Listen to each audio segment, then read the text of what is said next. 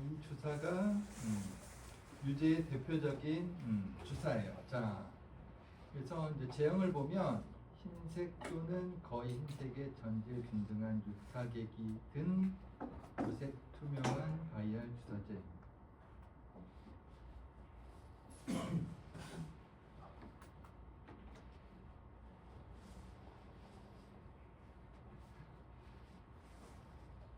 상당히 성상을 헷갈리게 써놨네.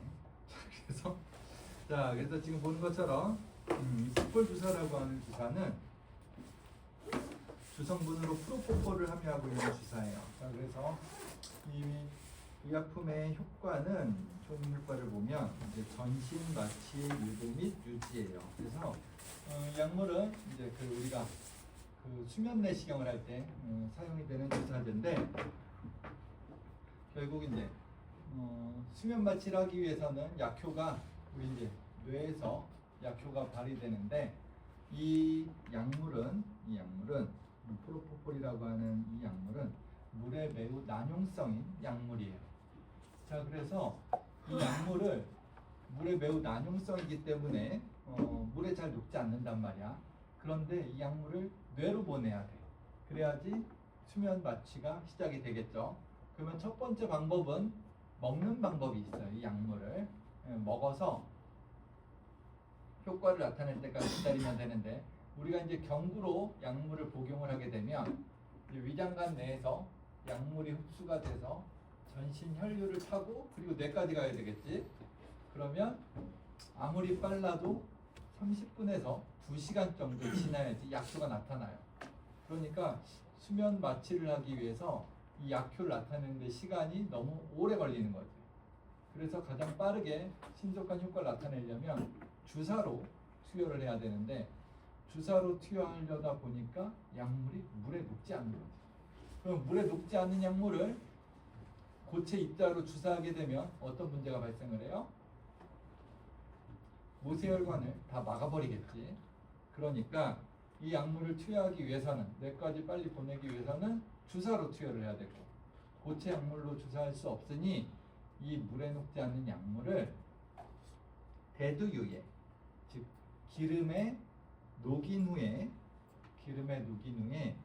이 주성분 프로포폴이 녹아있는 기름과 물을 유제로 만든 거예요. 그런데 이제 기름과 물을 섞으려고 하니까 무엇이 필요해요? 유화제가 필요한 거지. 그래서 유화제로 인지질이라고 하는 계면활성 성분을 사용을 해서 이제 유제 형태로 만들어서 우리가 주사를 하게 되면 단시간 내에 이제 수면이 그러니까 마취가 유도되는 그런 제형으로 개발이 된다. 그래서 이 약물이 남용이 많은 약물 중에 하나예요. 그래서 여러분들 많이 들어봤죠. 우리 제드래곤도 이거 맞고 뉴스에 나오고 막 그랬죠. 그래서 지금 국내에서는 이 약물이 관리대상 의약품으로 향정신성 의약품으로 이제 사용이 되는데 그래서 정신적 의존성 가능성이 있어서 이 의약품을 향정신성 의약품으로 분류를 하고 있어요. 그렇게 되면 이제 이 약물을 사용할 때마다 장부를 기록을 해야 돼. 이 약물이 누구한테 사용이 되었는지 수량을 기록을 해야 되고 이 약물을 일반 의약품과 같이 보관을 할 수가 없고 배웠나? 금고, 시건장치가 달린 금고 안에서 보관을 해야 돼요. 그런데 그렇게 이 의약품을 관리하는 나라가 전 세계에 아마 우리나라랑 선진국 중에는 없을 거야. 그래서 향정신성 의약품을 취급을 하려면 취급 조건이 까다롭기 때문에 지금은 추가해서 이 원래 이제 비브라운이라고 하는 이 회사가 판매를 시작을 하긴 했었는데 원래는 이 프로포폴은 디프리반이라고 하는 오리지널 제품이 존재를 했었고 포폴은 제네릭 제품이었어요. 근데 우리나라에서 향정신성 의약품으로 묶이자마자 원개발사인 아스트라제네카였는데 그 회사가 이거 향정 관리하려면 까다로운데 라고 해가지고 그냥 약을 빼버렸어. 우리나라에서 그 약품을 빼버리는 바람에 우리나라에서는 이 동국제약의 포폴이라고 하는 주사가 그 시장을 다 차지를 한 거지. 그래서 그 시장을 확 키웠는데 이제 비브라운이라는 회사가 우리도 관리하고 그 시장을 이제 뺏어 먹어야 되겠네라고 해가지고 이제 외국계 회사지만 이제 추가해서 들어온 회사가 이제 비브라운이다. 자, 그래서 이제 지금까지 본 유제를 추가해서 이제 기타 유제에 대해서 이제 보도록 할 텐데, 지금 우리가 이야기한 OW 또는 W 에멀전은 우리가 이제 유제라고 하는데 그 유제 앞에 마크로라는 말이 생략돼 있어요. 즉, 이 입자가 매우 큰 유제가 되는 거야. 그런데 일반적으로 유제하면 그 앞에 이제 마크로를 이제 생략해서 이야기하게 되는데, 왜냐하면 이제 잠시 뒤에 크기에 의한 분류를 하게 되는데, 이때 크기에 의한 분류에서 마이크로 에멀전과 나노 에멀전이 등장한단 말이야. 우리가 이제 유제는 영어로 에멀전이에요. 그런데 우리가 지금까지 이야기했던 유제는 앞에 마크로라는 말이 생략된 유제가 되는 거고, 이제 크기에 의한 분류는 지금까지 얘기했던 마크로 에멀전보다 크기가 작은 마이크로 에멀전과 나노 에멀전으로 분류를 할 수 있고요. 또 형태에 의해서 분류할 수 있는 방법은 이제 다중 에멀전이 있는데, 이 다중 에멀전은 우리가 지금까지 얘기했던 OW 또는 WO라고 하는 유제보다 복잡한 다분산 시스템으로 WO와 OW가 동시에 존재하는, 즉 그래서 아래의 예처럼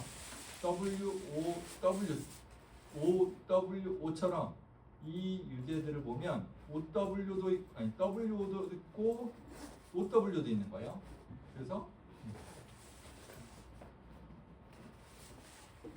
여기가 지금 얘기했던 에멀전은 마크로 에멀전인데, 이거는 안에 이제 기름상이 오일이거나 바깥에 이렇게 되거나 또는 이런 형태가 된단 말이야. 그런데 지금 얘기하는 다중유제는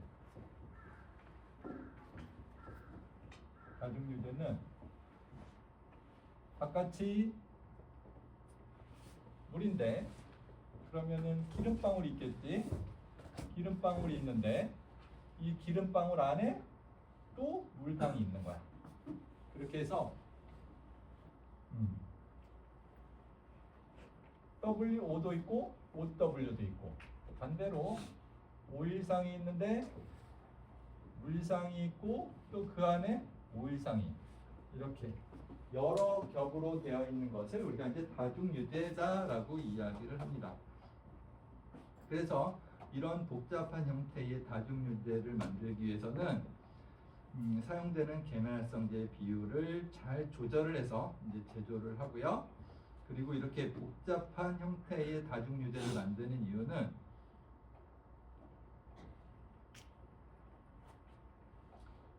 내가 뭘 제조라고 했을까?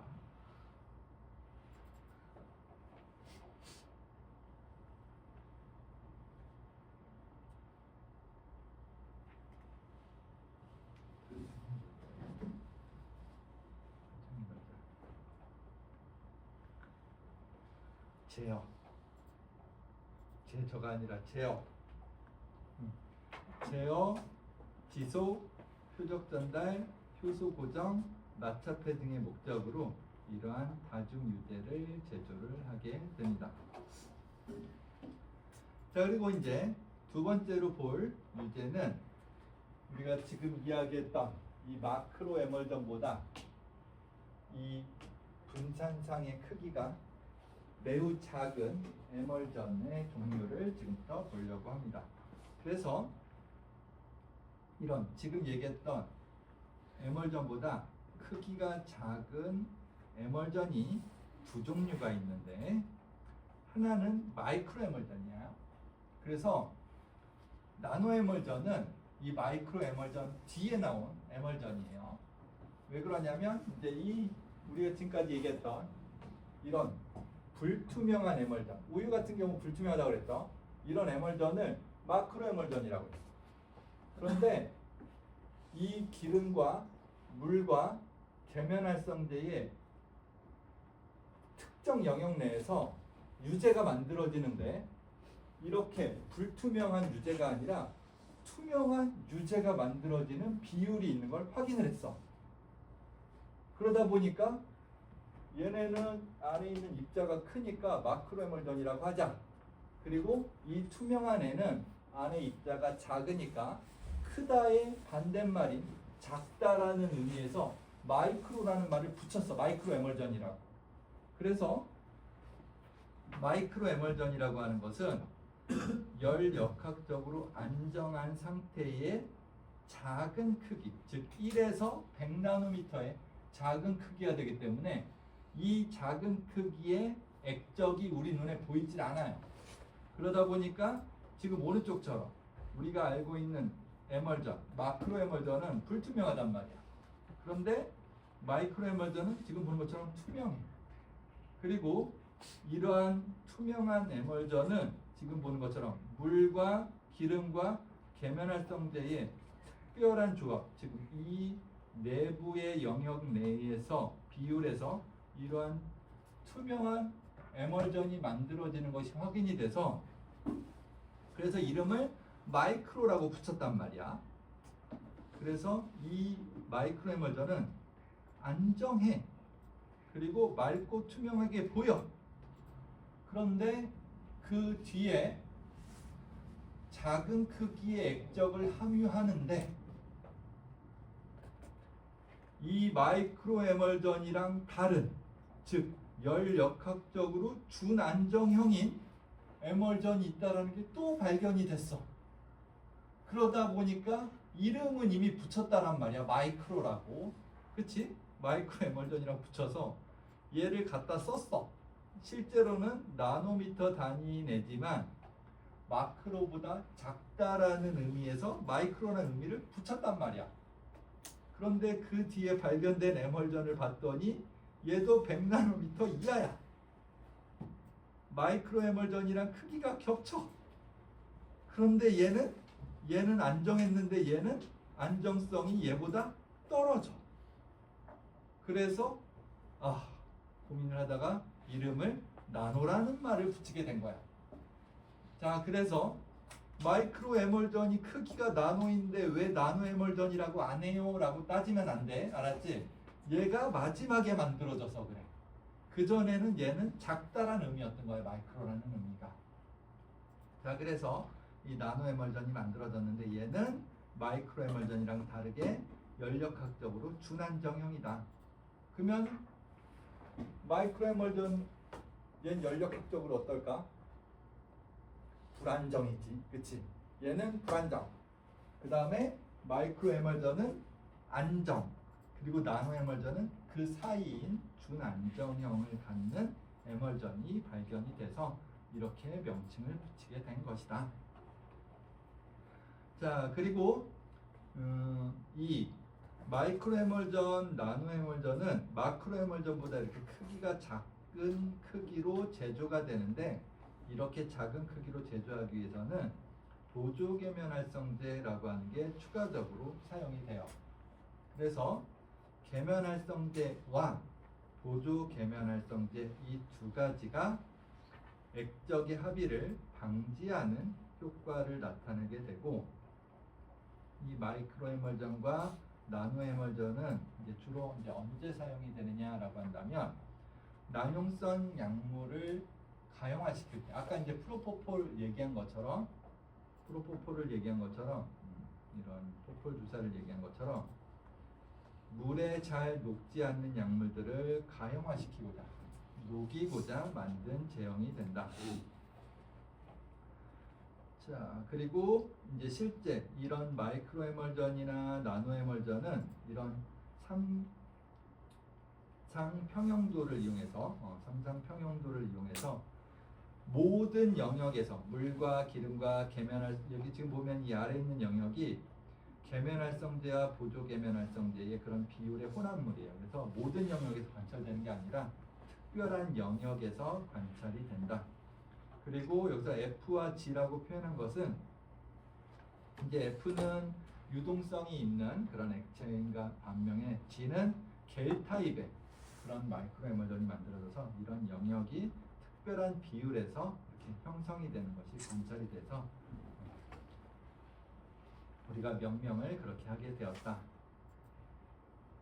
자, 그래서 이제 정리를 하게 되면 마이크로 에멀전은 수상, 유상, 계면활성제, 보조계면활성제가 사용이 되고, 그 다음에 우리가 회학 콜로이드에서 미셀을 얘기를 했었죠. 근데 이 미셀은 어떻게 제조가 되냐면 계면활성제가 그 표면에서 포화됐을 때 내부에서 만들어진다라고 얘기를 했었죠. 그런데 계면활성제가 포화가 돼서 결국 이제 그 계면활성제가 이렇게 친수성은 바깥쪽으로 하고, 만약에 바깥쪽이 물이라고 했을 때 계면활성제들이 이렇게 친수성이 바깥쪽으로 하고 이렇게 회합하는 이러한 형태, 구형의 형태를 우리가 미셀이다라고 얘기를 했었죠. 그래서 미셀을 형성을 할 때에는 물이면 물, 오일이면 오일이라고 하는 물 중에 하나, 극성 또는 비극성인 물질만 있을 때 미셀이 만들어져요. 그런데 마이크로 에멀전은 두 개의 상이 둘 다 있잖아. 오일이랑 물 두 개 다 있기 때문에 이러한 내부에 뭐가 존재해? 오일상이 존재를 해요. 그래서 결국 이 오일상의 약물을 녹여서 나노 에멀전이나 마이크로 에멀전을 만들게 되는데, 우리 눈에는 그 크기가 작기 때문에 보이지 않는다. 그래서 다른 말로 이런 마이크로 에멀전은 부풀은 미셀이다 라고도 이야기를 해요. 왜냐하면 미셀보다 그 안에 오일을 함유하고 있어서 미셀보다 큰 부풀은 형태라고 이야기를 합니다. 그리고 마이크로 에멀전은 맑고 투명하고, 그 다음에 약물을 내부상, 즉 그래서 오일상에 녹여서 우리 몸의 흡수를 증가시킬 때 사용이 되는 제형이다. 이에 반해서 나노 에멀전은 연력학적으로 마이크로 에멀전보다는 불안한 준안정성 형태의 에멀전을 이야기를 하고, 마이크로 에멀전은 매우 안정하기 때문에 변화가 관찰되지 않지만 나노 에멀전은 시간이 지나면서 상분리가 나타날 수가 있다. 그리고 이 나노 에멀전이 갖는 이러한 상분리는 결과적으로 오스트발트 숙성에 의해서 그 입자가 커지는 그런 현상이 나타나게 됩니다. 그래서 이제 우리 책에서 마크로라고 했던 처음에 이야기했던 유제, 그 다음에 마이크로, 나노 에멀전 그 이야기를 해보면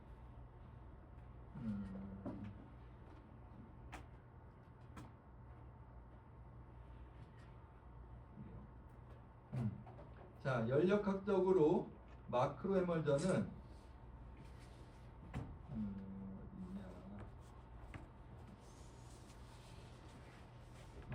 안정성이 마이크로 에멀전은 있다라고 하는, 안정성이 높다라고 하는 얘기를 하고 있고요. 이에 반해서 마크로랑 나노는